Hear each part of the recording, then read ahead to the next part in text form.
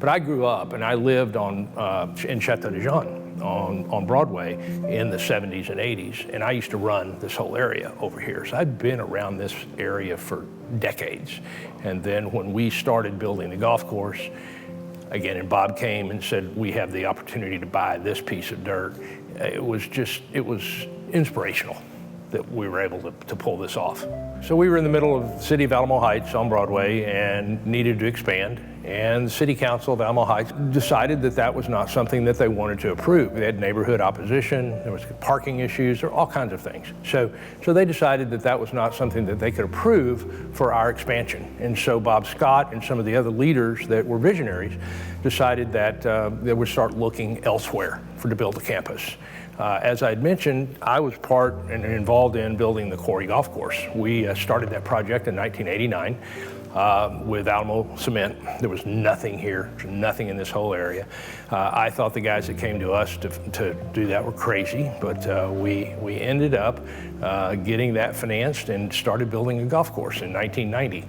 And when Bob Scott approached me, I was chair of the finance committee when we were trying to make the expansions on Broadway.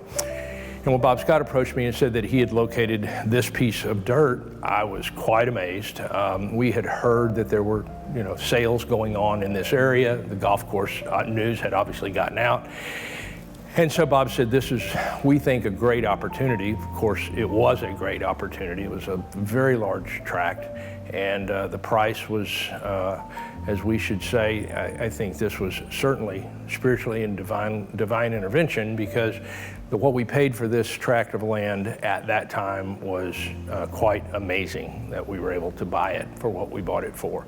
And that was what the process just evolved, and it was quite quick. After we were turned down for the expansion on Broadway, the process really was quite quick, and it was due in large part to Jim Summers and Bob Scott and the folks that really put their heart and soul, behind putting this together. This chapel, being able to afford to build what we wanted to build, to be able to build a big chapel, we didn't have the money to do that at first, and through generous donations, we ended up getting that.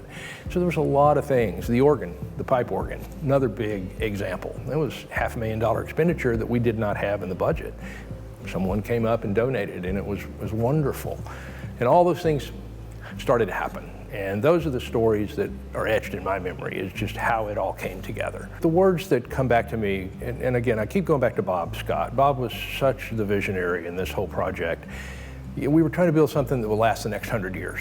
And so we were excited about both keeping the legacy, keeping some history. We did bring some things over that would remind us of the legacy and the history of Alamo Heights on Broadway.